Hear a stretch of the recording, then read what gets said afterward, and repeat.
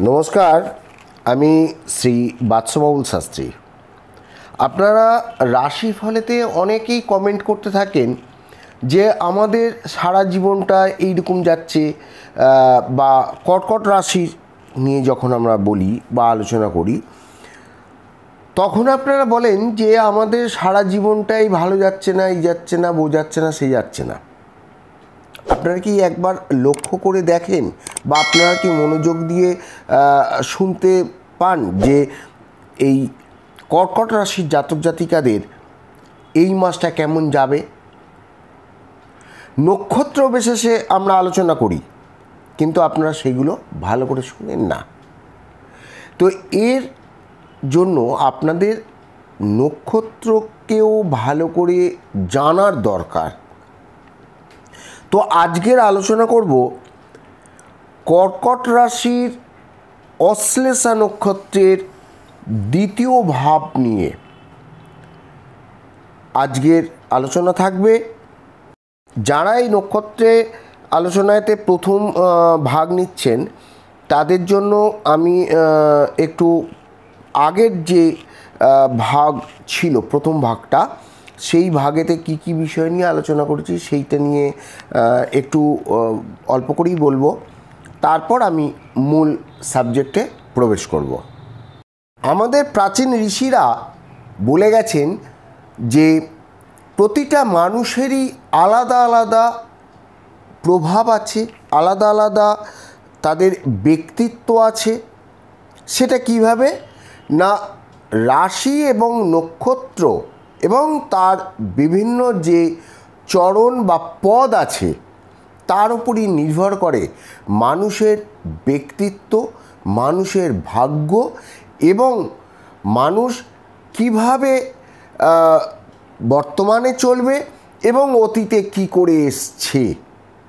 এই সমস্ত বিষয় আপনারা ডিপলি আপনাদের সাথে আমি আলোচনা করব। আপনি মন দিয়ে এই ভিডিওটা শুনুন। যখন আমাদের মুনি ঋষিরা আকাশের দিকে তাকিয়েছিলেন তখন যে নক্ষত্রদের দেখেছিলেন তাদের মধ্যে প্রাণ দেখেছেন, তাদের একটা জীবিত অবস্থায় দেখেছেন এবং তাদের মধ্যে যখন প্রাণ আছে তখন তাদের মধ্যে আছে কোনো সিম্বল এবং শক্তি। এবং এই কর্কট রাশি কোন জায়গা থেকে, তার জডিক স্পেস কোন জায়গাটা, সেটাও পর্যন্ত তারা দেখেছেন। নক্ষত্রের মধ্যে ওনারা দেখেছেন একটা জেন্ডার, কাস্ট, গোত্র, অ্যাস্ট্রোনমির কোন জায়গায় আছে। হায়দা কনস্টেলেশনের মধ্যে 6 নম্বর নক্ষত্রে রিপ্রেজেন্টেটিভ করে। আর এই রুলারশিপ হচ্ছে নক্ষত্রের, সেটা হলো বুধ গ্রহ, তার স্বামিত্ব থাকে। এই বুধ গ্রহের যে ভালো গুণগুলো সেগুলো কি কি না, ওয়ার্কশপ খুব ভালো, কমিউনিকেশান ভীষণ ভালো, ইন্টেলিজেন্স ভীষণ ভালো এবং ব্যবসার ক্ষেত্রে খুব বুদ্ধি দিয়ে ব্যবসা করার একটা গুণ এর মধ্যে পাওয়া যায়। আর অশ্লেষা নক্ষত্রের খারাপ যদি সাইডটা দেখা যায়, যেখানে বুধের নিচস্থ অবস্থা রয়েছে কিংবা নক্ষত্রের ঠিক পদ বা চরণে নেই, তাহলে কী হবে? সেই ব্যক্তি দেখুন কীরকম, একদিকে হচ্ছে অশ্লেষা নক্ষত্রের জাতক, আবার আর এক পাশেই অশ্লেষা নক্ষত্রের জাতক আছে। তার মধ্যে ভালো গুণ যেগুলো আছে সেগুলো আমি বললাম। এবার খারাপ যেগুলো হবে অন্য সাইড, তার মধ্যে ধূর্ত হবে, ওই অশ্লেষা নক্ষত্রেরই জাতক কপট হবে বা অতিরিক্ত চালাকি দেখাবে অন্যকে, স্কিমার হবে।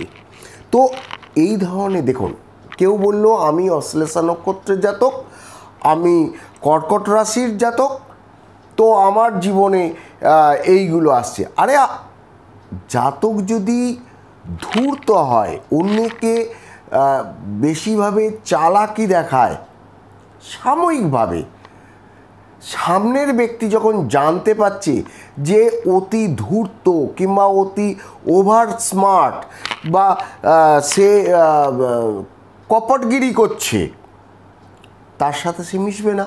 তখন সে আস্তে আস্তে যে ব্যক্তি, সামনের ব্যক্তি, তখন আস্তে আস্তে সে সাইড হয়ে যাবে। এবারেতে পরবর্তীকালে বেশ কিছু বছর বাদে সে তখন বলল আমার জীবনেতে কিছু উন্নতি এলো না। তো উন্নতিটা আসবে কোথা থেকে? তার তো নক্ষত্রের খারাপ অবস্থাগুলো তার মধ্যে প্রবেশ করে রয়েছে। সে যদি চেষ্টাও করে তাহলে অল্প কিছু হবে।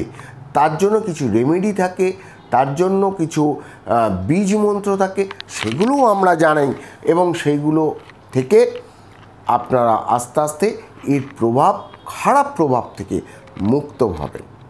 আবার যাদের ভালো আছে তাদেরও ওই রেমেডি এবং বীজ মন্ত্র এইগুলো যখন সময় ক্ষেত্রে যখন তারা করবে, তখন তাদের যে ভালোটা হচ্ছে সেই ভালোটাকে আরও বৃদ্ধি পাবে।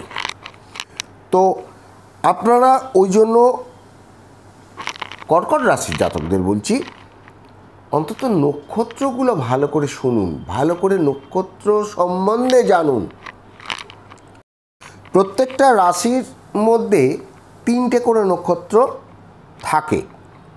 কোনো নক্ষত্র অন্য কোনো রাশির সাথে জয়েন্ট আছে, আর একটা নক্ষত্র পুরো রাশির মধ্যে বিরাজ করে, এবং একটা নক্ষত্র থাকে অন্য একটা রাশির সাথে জয়েন্ট করে। তো অশ্লেষা নক্ষত্র জায়গা হলো কর্কট রাশির 16 ডিগ্রি 40 মিনিট থেকে 30 মিনিট পর্যন্ত।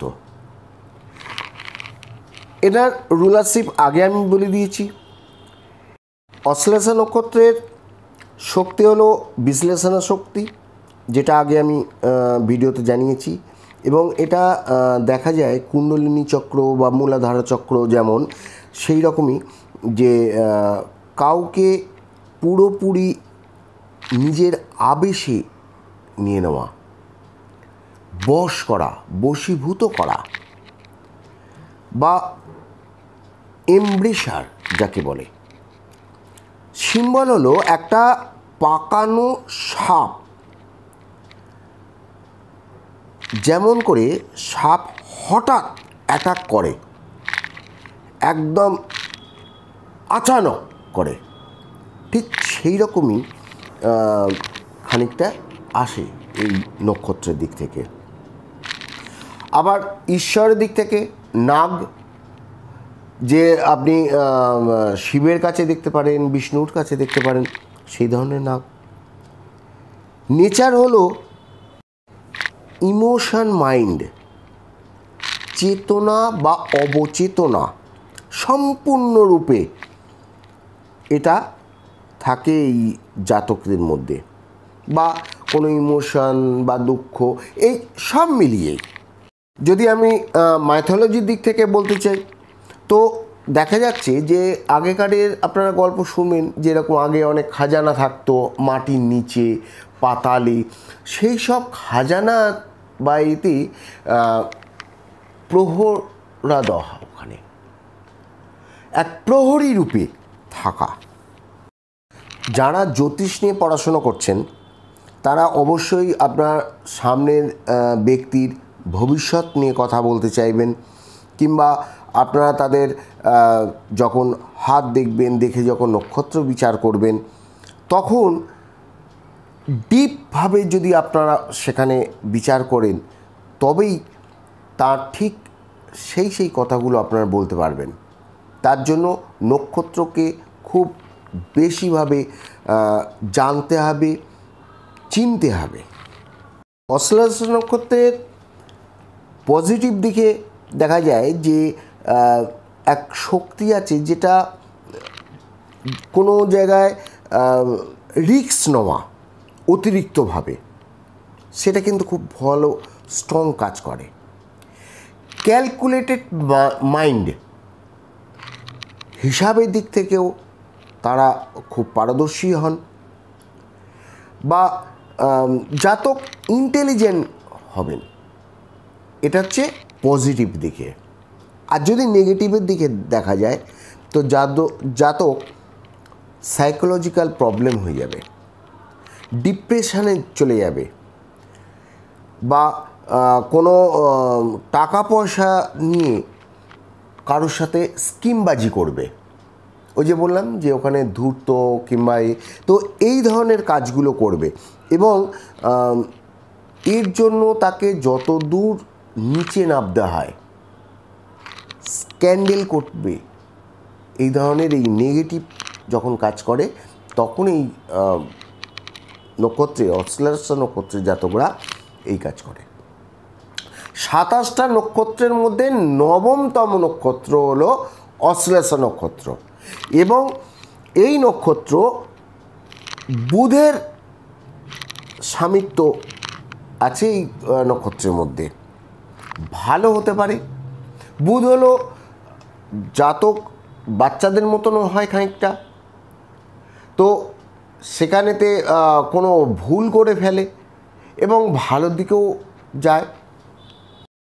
মায়ের ভালোবাসা অতিরিক্ত থাকে, কেননা চন্দ্র চতুর্থ ঘরে ভাবের, তো সেখানেতে মায়ের ঘর, এবং মায়ের ঘরে নক্ষত্র হলো অশ্লেষা, এবং সেটা বুধ। বুধ হলো সন্তান তুল্য।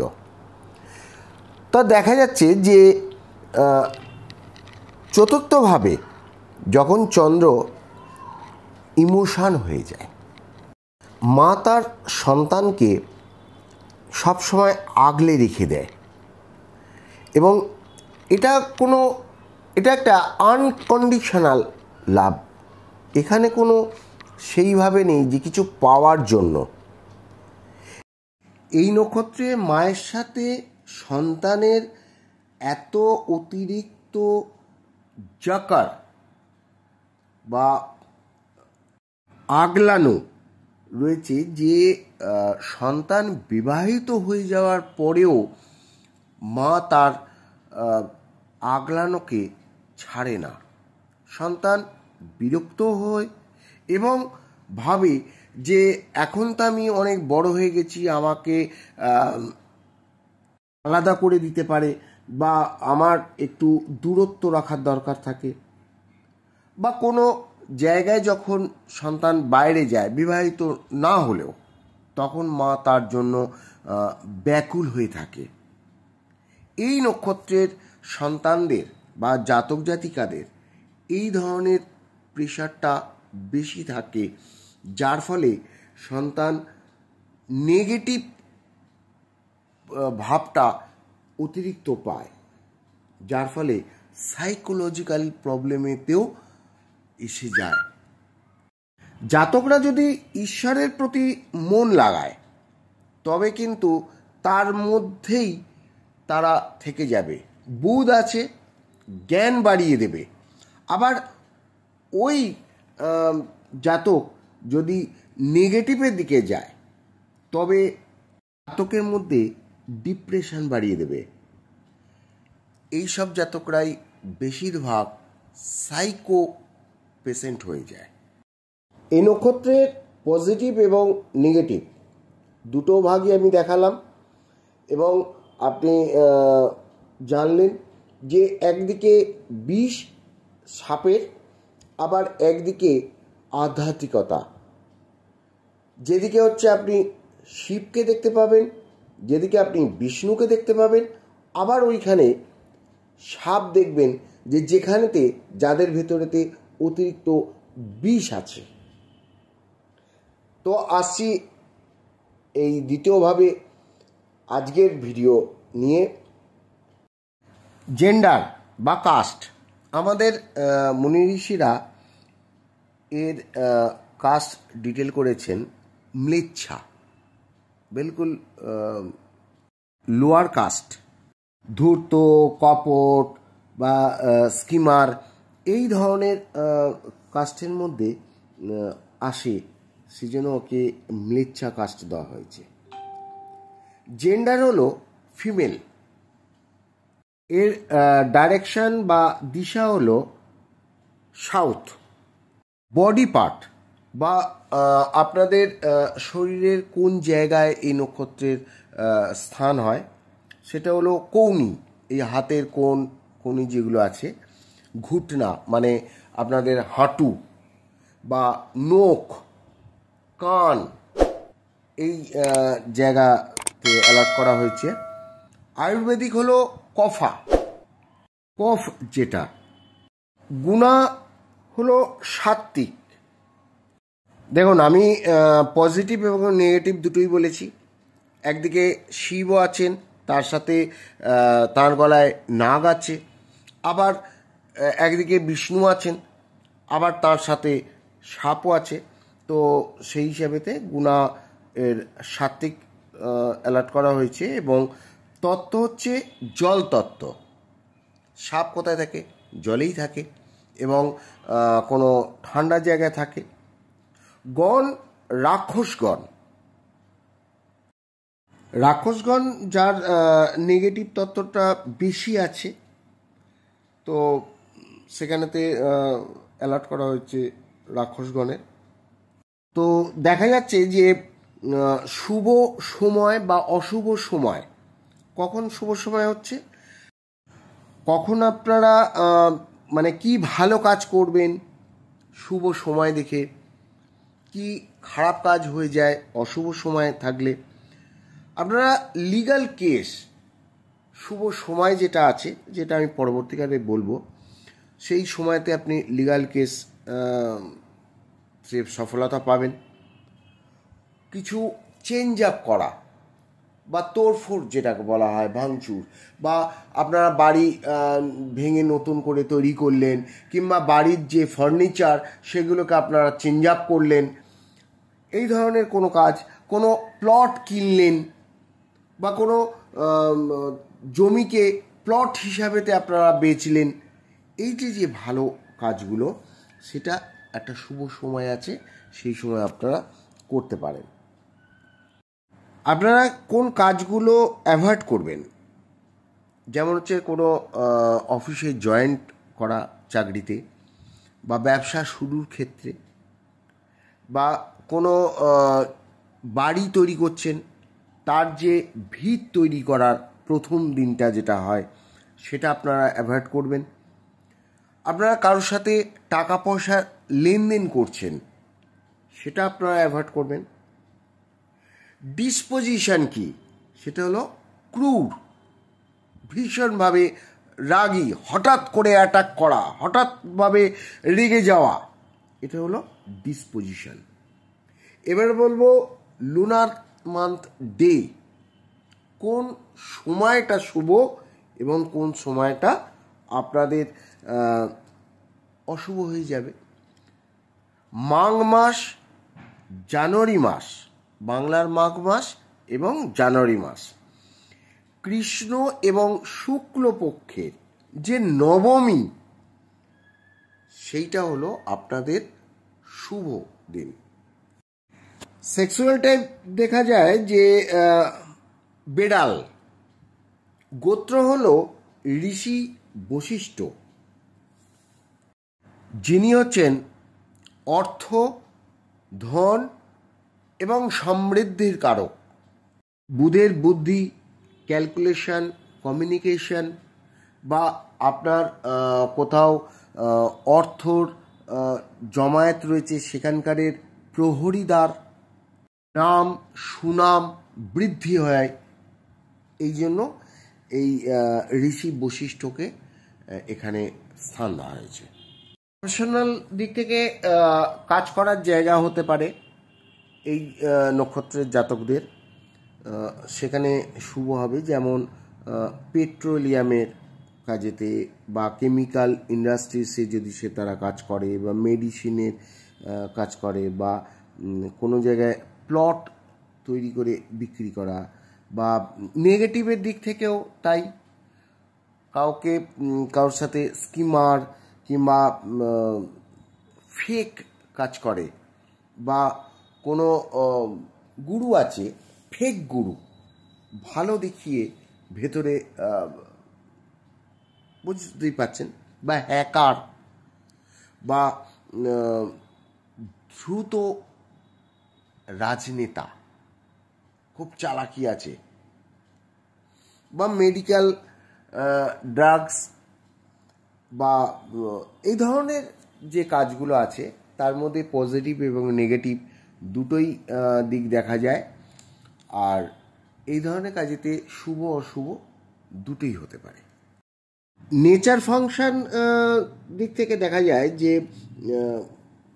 খুব বেশিভাবে মেন্টাল লেভেলের ওপরে খুব বেশিভাবে জোর দেওয়া হয়, কেননা চন্দ্রে রুল করে তার ঘর, চতুর্থ ঘর, এবং যেখানে বুধ বুদ্ধির কারক, ইন্টেলিজেন্স, পজিটিভ সাইড যদি দেখা যায় যে এই ধরনের জাতকদের ক্যালকুলেটেড মাইন্ড এদের হয় এবং এরা বিজনেসের দিক থেকে খুব বড় ধরনের বিজনেসম্যান হয়ে যায়। আবার খারাপের দিক থেকে দেখা যায় যে এরা সাইকোপেশেন্ট হয়ে যাচ্ছে, এনজাইটির মধ্যে বেশিরভাগ ভুগবে এবং সাইটিক প্রবলেম তো আছেই, ডিপ্রেশনে ভুগবে, কপট হবে এরা এবং খুব ধূর্ত হবে, ফ্রড করবে, অন্যের সাথে স্কিমার হবে বা কাউকে কোনো টাকা পয়সার দিক থেকেও জালি কেস করে ফেলবে, বা গুরুর দিক থেকে দেখা যাচ্ছে যে সামনে তো গুরু আছে কিন্তু অন্যের টাকা লুট করার জন্য বসে আছে। তো এই ধরনের জাতকরা পজিটিভ এবং নেগেটিভের দিক থেকে হয়। নেক্সট ভিডিওতে আমি জানাবো আরও ডিপভাবে কোন কোন চরণ বা পদে আপনারাদের জন্ম হলে আপনারা কী ধরনের জাতক হবেন। তো নেক্সট ভিডিওর জন্য ওয়েট করুন। নমস্কার।